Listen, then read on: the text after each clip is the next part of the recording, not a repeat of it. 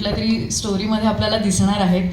आणि मला त्याच विषयी थोडंसं विचारायचं आहे की ह्या सगळ्या प्रोसेसमध्ये तुम्हा सर्वांचं एकमेकांशी झालेलं बॉन्ड असेल किंवा नात्यांवरची गोष्ट उलगडत जाताना तुम्हाला नात्यांमधला एखादा असा पैलू जो ह्याच्या आधी गवसला नव्हता, तर तो ह्या प्रोसेसच्या दरम्यान गवसला का? नमस्कार. ट्रेलर मी पहिल्यांदाच बघितला आणि खूप छान झालं आहे ते ट्रेलर. कारण असं बरेचदा होतं की टीझरमध्ये बऱ्याच गोष्टी आपण रिव्हील करतो, मग गाणं आलं, त्यातनं काही गोष्ट कळते, मग ट्रेलर आला, तर मला आता उत्सुकता होती की आता काय उरेल. पण खूप सिनेमा उरला आहे आणि खूप महत्त्वाचा भाग त्यातला अजून आपण बघितलाच नाही आहे. तर छान वाटतोय ट्रेलर. हा सिनेमा करताना जशी ही सिनेमातल्या पात्रांची नात्याची गोष्ट आहे, तसं सेटवर पण अनेक जुनी आमची असोसिएशन्स एकमेकांशी असलेली माणसं आम्ही सेटवर. तो जरी आम्ही स्क्रीनवर सगळ्यांनी एकत्र काम केलं नसलं तरी सुद्धा अनेक वर्ष वेगवेगळ्या प्रोजेक्ट्समध्ये आम्ही एकत्र काम करणारी माणसं. फॉर्च्युनेटली माझ्या बाबतीत तसं झालं. म्हणजे गिरीश काकांविषयी सांगायचं झालं तर देहबान नावाचं माझं दुसरं नाटक होतं, त्यात मी अगदी नवीन जेव्हा आले होते तेव्हापासून मला माझ्या आगाऊपणाला पाठीशी घालणारे आणि माझं कौतुक करणारे जे काही माझे सिनियर मित्र आहेत त्यातले गिरीश काका, ज्यांनी मला अगदी या क्षेत्रात लहानाचं मोठं होताना म्हणजे वयाने अजून कर्तृत्वाने व्हायचं आहे पण बघितलंय. तसं सिद्धार्थविषयी सांगायचं तर सिद्धार्थची पहिली सिरियल अग्निहोत्र, त्यात आम्ही एकत्र होतो. रोहिणीताईंबरोबर मी कामच केलं. विजय सर माझे मास्तरच आहेत, आदित्य मित्र आहे. तर हे वेगवेगळ्या पातळ्यांवरची ही नाती सिनेमात वेगळ्या पद्धतीने उलगडत होती आणि त्याचा खूप उपयोग झाला. कारण ते एकमेकांना समजून घेणं, बांधून ठेवणं जे काही सिनेमात आहे त्याचं लेअरिंग करताना कदाचित या गोष्टींचा जास्त उपयोग झाला आणि चांगलं वाटलं. वेगळ्या अनवट पद्धतीने जाणारी गोष्ट आहे. कुठच्याही प्रकारे ज्यांनी सिनेमा बघितला त्यांनी मला हेच सांगितलं की मी शेवटपर्यंत मला कळत नव्हतं की कुठे कुठे जाते आहे गोष्ट आणि फारच चांगला अनुभव घेऊन बाहेर पडलो. तर मला वाटतं हे कथेचं आणि चित्रपटाचं यश आहे. चांगलं वाटतंय. बघूया आता प्रेक्षकांना काय वाटतं. नक्की 100% आवडेल. एक प्रश्न मला विचारायचा आहे तुम्हाला चौघांनाही की ह्या आधीही तुम्ही मुक्ताताई आणि डॉक्टरांसोबत काम केलेलं आहे, तुम्ही सुद्धा आणि तुम्ही सुद्धा सर. तर हे दोघं जण तुमचे लकी मॅस्कॉट्स वगैरे आहेत का? अर्थातच. त्यामुळेच तर ही सगळी माया गोळा करण्यासाठीच तर सगळ्यांना एकत्र केलेलं आहे. आणि खूप चांगली माणसं, खूप गुणी कलाकार कोणाला नको असतील आपल्या सिनेमामध्ये. सिद्धार्थ पण त्याच्याबरोबर दुसऱ्यांदा काम केलं मी आणि फार मजा येते त्याच्याबरोबर काम करायला. सो डॉक्टरांबरोबरही काम केलं आहे, मुक्ताबरोबरही केलं आहे. सो हे लकी लोक आहेतच आमच्यासाठी. आता प्रेक्षक अजून ते प्रूव्ह करतील माझ्या मते. एक नात्यांबद्दल सांगायचं झालं तर या मंचावर असलेल्या सगळ्यांबरोबर माझं एक वेगळं नातं आहे. मी मुक्ताबरोबर माझ्या करिअरला सुरुवात केली आहे आणि तिचा अभिनय पाहत म्हणजे ती बॅटिंग करतच होती आधीपासूनच, पण म्हणजे तिच्या अभिनयाला इन्फ्लुएन्स होत मी सुद्धा त्या पद्धतीनं नीट विचारपूर्वक काम करायला सुरुवात केली. सरांबरोबर मी पहिला सिनेमा, एक हिंदी सिनेमा होता जे मिलिंद दुके दिग्दर्शक आहेत, त्यांच्याबरोबर आम्ही हमने जीना सीख लिया म्हणून एक सिनेमा केला होता. आदित्य दादाबरोबर मला काम करायची संधी केव्हापासून हवी होती. मला आठवते मी त्याचा सिनेमा पाहिला होता आंधळी कोशिंबीर, तेव्हापासून मला आदित्य दादाबरोबर काम करायची संधी हवी होती. नितीन बद्दल सांगायचं झालं तर तो प्रोड्युसर आहे, पण तो सेटवर प्रोड्युसर म्हणून कधीच न वावरणारा माणूस आहे.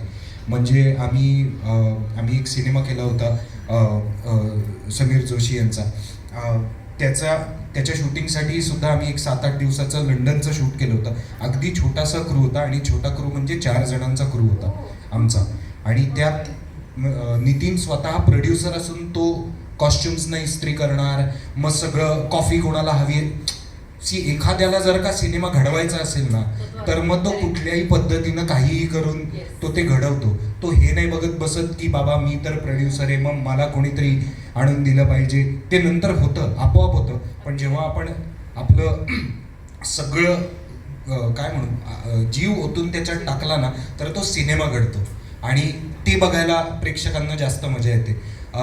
मुक्ताबरोबरचं किंवा डॉक्टरांबरोबरचं नातं असं आहे की भले आम्ही पहिल्यांदा सुरुवात केली असेल, म्हणजे मी त्यांच्याबरोबर पहिल्यांदा काम केलं असेल, त्याच्यानंतर सुद्धा मी मुक्ताबरोबर एक सिनेमा केला होता अजय नाईक यांचा, लग्न पाहावे करून म्हणून. त्याच्यानंतर परत अनेक वर्षांनी आम्ही एकत्र काम करतोय, पण ते आमचं नातं त्या एका जुन्या रेकॉर्ड सारखं आहे. म्हणजे ती रोज वाजवायला पाहिजे असं काही नाही आहे, पण ती अनेक वर्षानंतर काढून वाजवली तरी ती रेकॉर्ड तितकीच सुरेल वाजणार आहे. सो हे ते तसं आहे. आणि हाच आमचा सिनेमा आहे की तुम्हाला कोणी ना कोणीतरी लागत असतं. जसं आम्हाला भले फॅमिली असेल आमच्या घरी, पण इथे आम्ही सगळे एकटे असतो. पण इथे एकटे असताना आम्हाला कोणी ना कोणीतरी हवं असतं. म्हणजे मी फॅमिली शोधत असतो माझ्या करिअरमध्ये सुद्धा. मला मोठ्या भावासारखा आदित्य पाहिजे बरोबर, मला वडिलांसारखे डॉक्टर पाहिजे बरोबर, मला एका खंबीरपणे पाठीशी उभे राहणाऱ्या ताईसारखी मुक्ता पाहिजे बरोबर, आणि मला खूप चांगल्या पैसे असलेला मित्र असतो ना तसं मित्र की बाबा हा भारी, हा आपला मेन पडणार असा नितीन पाहिजे बरोबर. सो नाती आम्ही तशीही शोधत असतो आणि सिनेमातही आम्ही आमच्याकडनं हरवलेली नाती शोधतोय. मग ती जसे पात्र आमच्या आयुष्यात येत जातात त्यांच्यात आम्ही आमच्याकडे काय नाहीये ते आम्ही शोधतोय आणि ते एक जिक्सॉ पझल लावून बघण्याचा प्रयत्न करतोय की चित्र पूर्ण होत आहे का. थँक्यू दादा. मला असं वाटतं की चित्रपटाचं टायटल जे आहे माया, आणि जसं वैभव दादांनी सुद्धा म्हणले की बिना तोरणाचे दारं, त्यामुळे मायेला कुठल्याही प्रकारचं ती दार नॉक करून नाही जाणार आहे. ती बारीकशी फट मिळाली तरी त्यातून झिरपत आत जाणार आहे. आणि मुक्ताताईचा एक अखंड सगळा प्रवास जो इथे दिसतोय तुमच्या सगळ्यांसोबतचा, त्यातून हे लक्षात येते की माया कुठून कुठून कशी मी इमोशन म्हणते, कॅरेक्टर तर आहेच, पण ते इमोशन आपल्याला कधी कधी नको आहे असं आपल्याला वाटतं, पण तरीही ते आपल्या दारावरती नॉक करतं आणि मग एकदम पटकन आपल्याला ते हिट होतं की ही शपथ, ह्या मायेची आपल्याला गरज होती बहुतेक इतका काळ. तर हे सगळं म्हणजे मला तो आता लूप लागलाय मला असं वाटतं चित्रपटाचा. आणि मी खूप एक्साइटेड आहे की कधी एकदा 27 तारीख येते आणि आपण सगळेजण चित्रपटगृहात जाऊन हा चित्रपट बघतोय. तुम्हाला सगळ्यांना खूप खूप शुभेच्छा. आणि मला नक्कीच डॉक्टरांकडनं सुद्धा ह्या चित्रपटाविषयी संपूर्ण प्रोसेस, कारण खूप अवघड पात्र आहे हे आम्हाला सगळ्यांना दिसतंय की वेदना होतीये आणि तरी त्यातूनही बाहेर येऊन तुम्ही सुद्धा कोणाला तरी काहीतरी समजवताय की प्लीज पुन्हा एकदा चान्स दे. तर ह्या मागची प्रोसेस काय होती सर? चित्रपट जेव्हा पहिल्यांदा मी ट्रायलला बघितला तेव्हा माझी पहिली रिॲक्शन अशी होती की आदित्यकडे मी सांगितलं अतिशय सुंदर असे काहीतरी कोरीव काम केलेलं किंवा अतिशय चांगली कला वापरलेलं असं एक खूप मोठं काहीतरी आहे. आणि त्यातला एक पीस माझ्याकडनं त्यांनी कोरून घेतला आणि तो तिथे बसवलेला मी पाहिला पहिल्यांदा. आणि मला जेव्हा बाकीच्या गोष्टी दिसल्या तेव्हा मी स्वतःच एकदम आवाज झालो होतो की अरे मी ह्यातला एक भाग आहे. कारण चित्रीकरणाच्या वेळी खरंच असं सगळेजण सांगतात मला काही माहीत नव्हतं, पण मला खरंच काहीही माहीत नव्हतं. या कॅरेक्टरच्या आजूबाजूला काय आहे, आजूबाजूची कॅरेक्टर्स काय करून घेत आहे आणि त्यात मी कुठे आहे. पहिलं मला जाणवलेलं हे म्हणजे की मी फार एका चांगल्या कलाकृतीत काहीतरी, मुळात मी दिग्दर्शकाचा नट आहे. मी स्वतः नाही काही फार करत, मी दिग्दर्शकावर खूपच अवलंबून असतो, कोरा असतो एकदम, आदित्यला माहिती आहे. आणि मला जे काय आज मी केलं या चित्रपट ते तेव्हा केलं ते सगळं आदित्यच्या ब्रीफिंगमुळे केलं. त्याने जे सांगत गेलं तसं करत गेलो. कट म्हणताना त्याच्या स्वरावरनं मला कळायचं की शॉट चांगला झालेला आहे, एक्सप्रेशनवरून कळायचं. पण चित्रपट बघितल्यानंतर मात्र मी या सगळ्यांची कामं बघून खरंच कृतकृत्य झालो असं मला वाटलं. हिच्याबद्दल काय बोलू, देहभानमध्ये मी अजून लोकांना किस्सा सांगतो, नवीन नट्यांना. देहभान नावाचं नाटक होतं, याच्यात हिच्या एंट्रीज आणि काम खूप कमी होतं आणि ही आज जायची, नेक्स्ट चेंज करायची आणि पहिल्या विंगेत येऊन असं एक लहानपणी तुम्ही खेळणं पाहिलं असेल, टप्पू नावाचं खेळणं असतं, असं बसलेलं असतं, तशी ही पूर्ण वेळ पहिल्या विंगेत बसलेली असायची.